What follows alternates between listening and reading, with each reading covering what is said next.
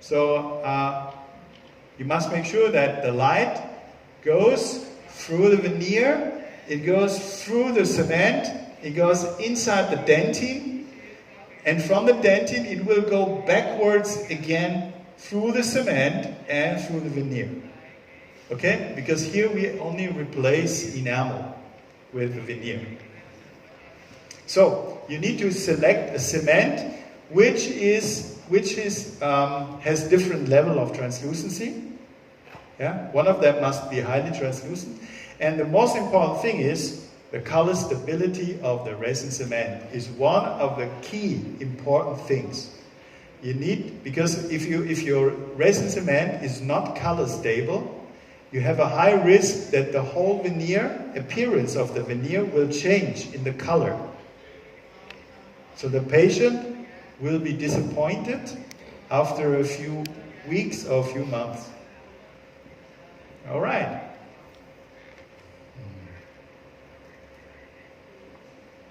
Good. Okay, sorry. One other thing I would like to also discuss with you is about the light curing, self-curing, and dual curing. Do you know the difference? It's a little bit confusing, you know? Because I think everybody can understand light curing means you're completely depending on the light transmission through the restoration. So let's say if you have a very thin veneer, which is very translucent, there's no problem. But if you have like a crown, which is 1.5 millimeter or 2 millimeter thick, then you have a problem. You cannot only use a light curing material because you cannot bring enough light through the restoration. So in this case, you need to use either a self-curing or a dual curing resin cement, because then you have, in addition to the light cure, you also have the self-curing mode. So that gives you more security. Yeah? So, because some dentists are promoting only light curing materials, but we should only use light curing materials in areas where you can bring enough light through. Yeah? So in other words, anything else from veneers is already getting a little bit dangerous, because if you're ending up with an undercured resin cement, you're getting a problem of sensitivity and discoloration and maybe fracture. Okay, so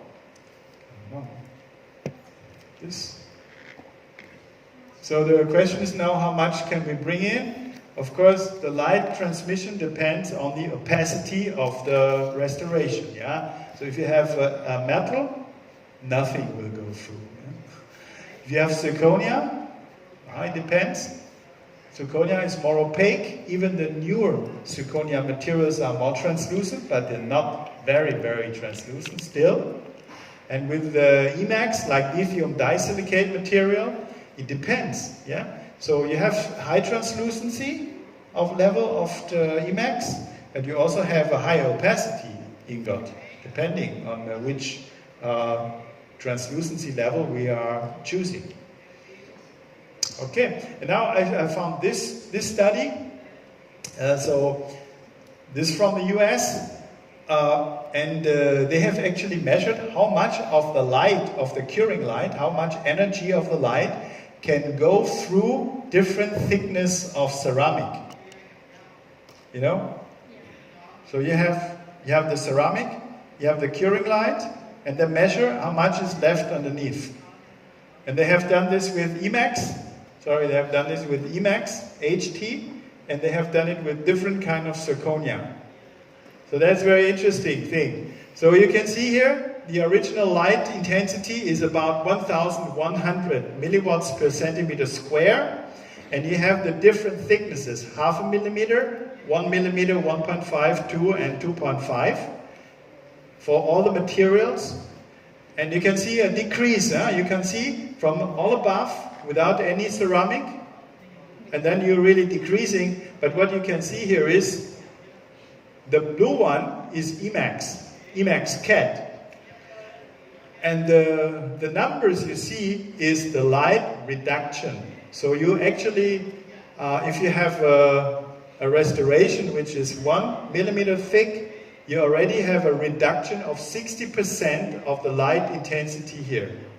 60%. And this is HT, high translucency, Emax. So the thicker your restoration is, the more you have a reduction of the light intensity. But zirconia is even worse. So you can see this zirconia here is called CAP QZ. So starting from 1 millimeter, you have a reduction of 81%. And if you're getting thicker and thicker, up to 2 millimeters, you can see a reduction of 96%. That's not what's left over, that's what is reduced, okay? So with this at 2 millimeters, you have only 4% of the light is going through. And I don't know if you know Braxer here, Braxer. It's quite famous in the US. You can see if you have a restoration, a zirconia restoration, which is thicker than 1.25 millimeters, 1.25, you have zero. Nothing goes through, nothing. Okay? So you cannot rely on the light curing material in these cases. Otherwise you will end up with an undercured resin. So you literally, your cement layer is sitting in the dark because the cement layer is far from the light, because all the light is absorbed from the zirconia. So when you want to use zirconia, you definitely need to select a resin cement that is curing reliably. That means you need to have a strong self-cure mode for this. Okay?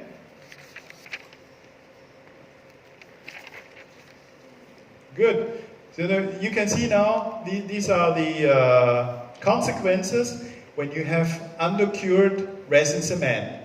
So, because you have a reduced flexible strength, you have more ceramic fracture, you have reduced adhesion to the tooth, you have debonding, you have higher solubility and high absorption of materials, you have degradation, discoloration, and maybe more marginal caries.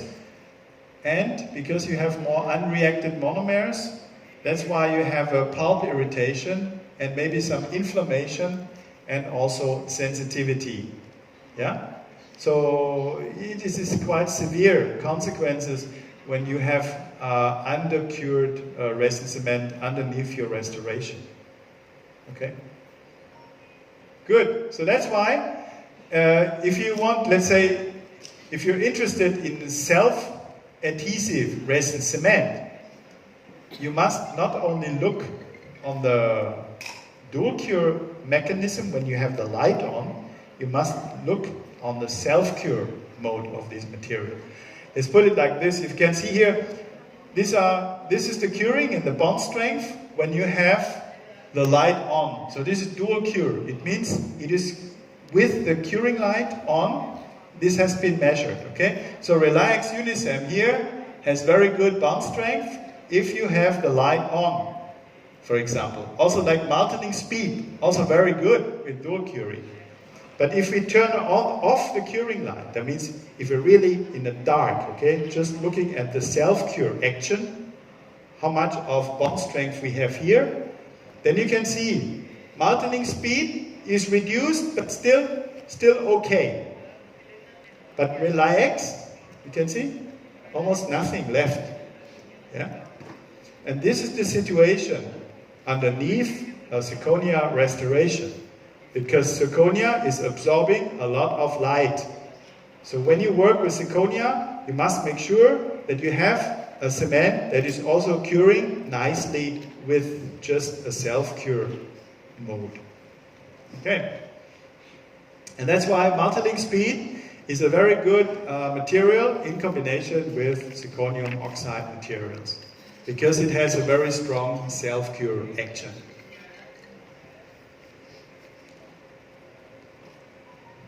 Okay, so why self-adhesive resin cement?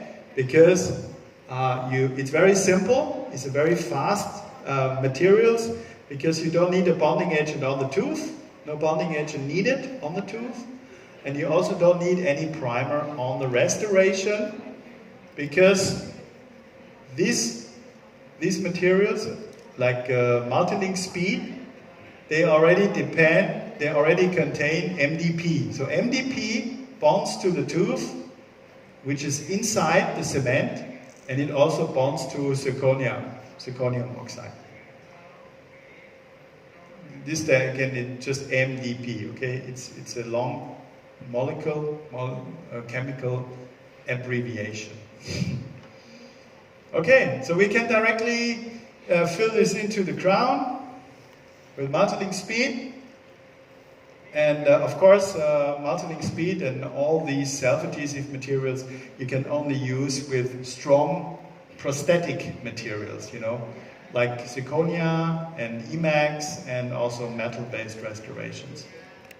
So again, how do we condition zirconia? What we need to do is first sandblast, as I said before. Zirconia needs to be sandblasted, and after that we need to have a chemical bond with MDP on top of this. So this combination I showed you before, sandblasting. Let's say if you have a sandblaster, let's say if you're sandblasting powder, the grain size is up to 70 microns, then it's 1 bar only. So it's more like a soft sandblasting, not so aggressive, a little bit softer. And if you have a larger granules particle size, then it's 1.5 bars. If you do the sandblasting by yourself, I recommend you use like a permanent black marker, and you just paint the inside of the crown. You make it black, and then you just remove everything. So if everything is white again, then you know where everywhere is sandblasted. All right. And then, of course, as I said before, you need to apply, either you apply this primer, which is monobond, it contains MDP, or if you use a self-adhesive resin cement like multi-link speed or speed SAM, then you don't need an additional primer. Okay. So now we do a try-in with that bridge. You can see it's a zirconia bridge. We just check the fit. And after that, you can, so usually the sandblasting is already done in the lab. Yeah, usually the sandblasting is done in the lab. And then you do the try-in, and then you have a contamination. So how to get rid of the contamination is you apply Ivoclean. You just rub it in for about 20 seconds. You leave it there, and then you rinse it off with some water spray. And now you have a clean surface, right? No non-contaminated surface. You clean everything, and you can see cleaning with Ivoclean. So this is the control. This is non-contaminated surface. And then you have a contamination with saliva, and you can see the bond strength is dropping down. And the only way you bring it really back is with Ivoclean. You can see that this blue bar is zirconia, okay, which is the same like here. But what you should not do is you should not use phosphoric acid, because phosphoric acid should never be used on zirconia because you will further drop the bond strength. Okay. So the only thing for cleaning zirconia is really Ivoclean. Okay? We tried everything else with alcohol, all the stuff doesn't work. Ivoclean works very well because Ivoclean is actually, this is how Ivoclean works, it's actually a solution of zirconium oxide particles. Yeah? So we actually offer these very small particles here, and the contaminants of the zirconia, they jump onto these zirconia oxide particles, they're connected together, and then you have a very clean zirconia surface afterwards. This is how it works, and now we can directly put in the speed SAM, Or multiplying speed is the same thing. So we don't need additional primer, we just apply it into the bridge, we can seed it, we hold it, and we slightly cure the excess resin, just for 1 or 2 seconds. Sorry for the blur picture.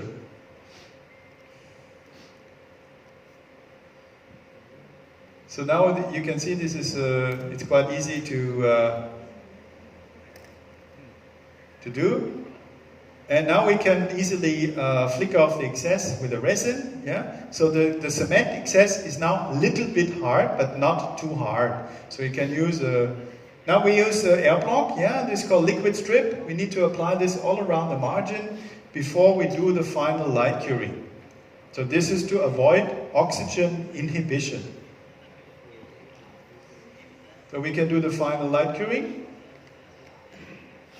and then we're already done. So it's kind of a straightforward and the easy thing to do. Okay, so here with this picture, I would like to show to you, for the resin cement, we need actually only 2 kinds of resin cement. One universal resin cement and one aesthetic resin cement. Of course, a lot of women already ask me, why am I only showing women, no men? Yeah? Okay, I show men. Is okay? No? Not so good. Okay, good.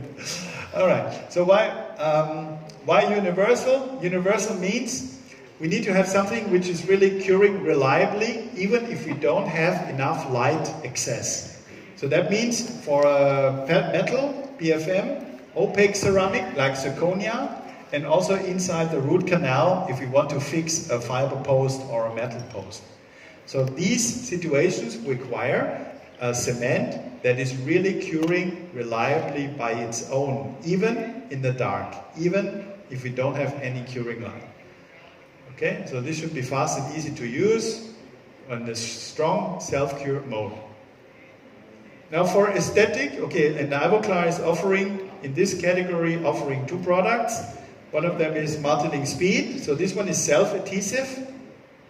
So you don't need any additional bonding agent, and you also don't need a ceramic primer, because this bonds to zirconia and it also bonds to the tooth, because it contains MDP already inside. The other alternative is multi-link N, and this resin cement comes with a separate bonding agent. This one here is multi-link primer A and B, which you need to mix together and apply this on the tooth.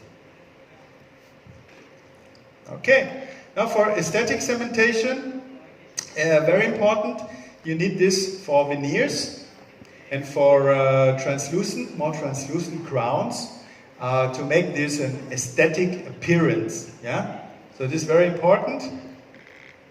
So you need to have different shades, different translucency, and most important factor, this cement must be 100% color stable, because you don't want that your veneers change the color. Otherwise you have a very difficult situation with the patient. Okay, so this is very important thing, and it would be good if you have this in the light cure version or in the dual cure version, so you have more flexibility. So this one I would like to introduce to you. It's called VarioLink Aesthetic, and as you can see here, it is a very, let's say, innovative resin cement. It has a lot of technology inside, and it comes either in a dual curing version or in a light curing version, depending on what you prefer. So you can see here the light curing version and the dual curing version, and there's a try-in paste also for both of them, because those 2 versions have the same shades. So you have one try-in paste, and you have actually a straightforward system. So the colors, you have 5 different colors. The most common one, the most common shade is the neutral one. You can see it's quite translucent, so it allows the light to pass through.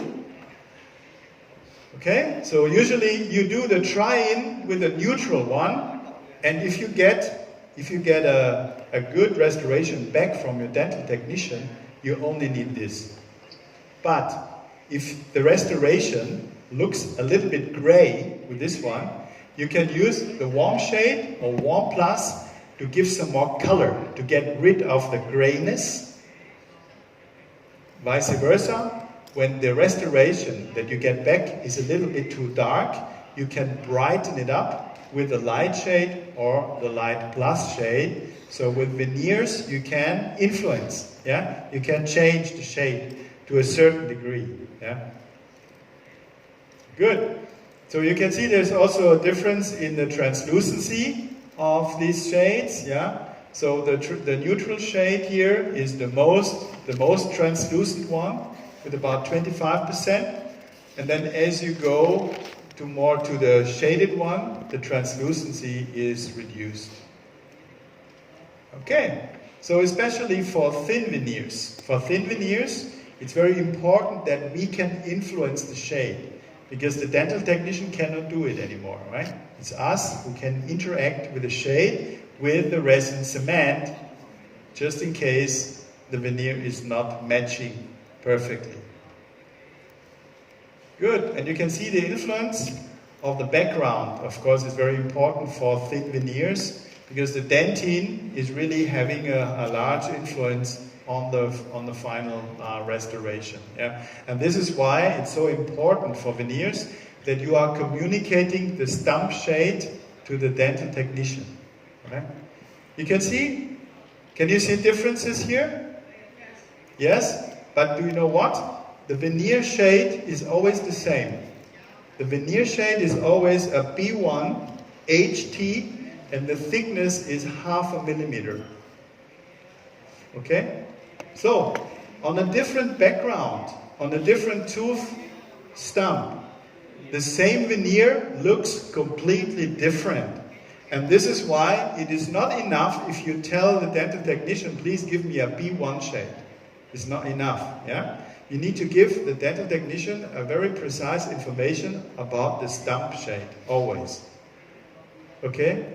So, and how to do this? Because especially when you have a very discolored tooth, when you have a strong discoloration, of course, when you have a discoloration like this area here, very, very dark teeth, you cannot take the shade with the Vita shade guide, because we don't have these kind of shades here. So you need to have a very a special shade guide, yeah, that you can communicate with. This is called natural dye material. So you should have this shade guide, because then your dental technician, based on this, he can make a dye. He can make this dye with a composite material in the lab. And on this dye, he will make he will control your veneers. So this way, you get very, very precisely matching veneers from your lab. So you don't need to block out any shades with some resin cement. Anyway, this doesn't work anyway, yeah? Okay, so this is the best tool that you receive well-matching veneers if you are communicating the stump shade to the lab. That's very important. Okay? So now you see here, these are veneers. Okay, this one, now we can keep, the stump shade is ND5, okay? ND5 is all the stump. But we actually do a try-in with a different kind of, so the veneer is the same. It's again a B1 veneer, but the stump is the same, but the cement is different, okay? Can you see difference from left to right? Okay, so we just do it in.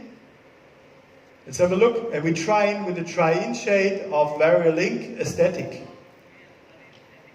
So actually, this one is the neutral, and we can make it a little bit brighter with the light shade and the light plus shade, or we can make it a little bit more yellowish with the warm shade or the warm plus shade. Okay, this is how we can interact.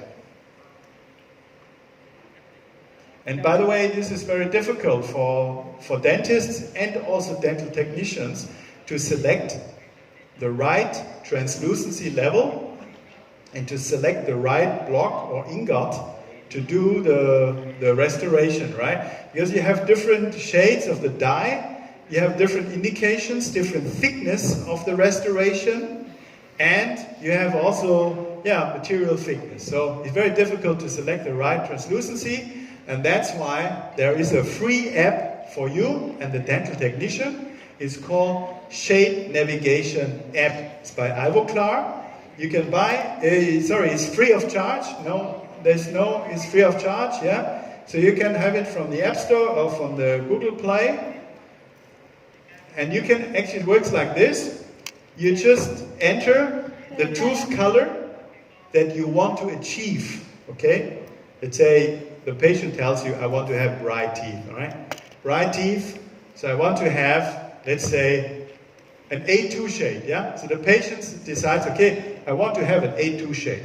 So you enter this, and then next thing is indication. What do you want to do? You want to do veneer, inlay, onlay, crown, or coping? So let's say we want to do a crown, okay? So we enter this. Next thing is the dye shade, or the stump shade, which is important, right? So now you can enter, depending on your shade guide, is it like a more dark shade or a more bright shade, ND free? So you just enter, let's say this one. And you need to judge how thick is the restoration in millimeters. Is it more than a millimeter or less? So let's say you go for 1 millimeter. And now you get actually the material you want to do in Emax or zirconia. Then you can also select, let's say, Emax. And then you get a suggestion. First choice or second choice, It could be, for example, an MT A2 shade, but can also have a little bit lower translucency and an A1 shade, for example. This is a nice guideline. Okay, coming back to Virolink aesthetic, I think one of the most important things for aesthetic cementation is really that the cement is color stable and do not show any discoloration. And this is why the chemical formulation of Virolink aesthetic is completely amine free. Because we know that the so-called tertiary amines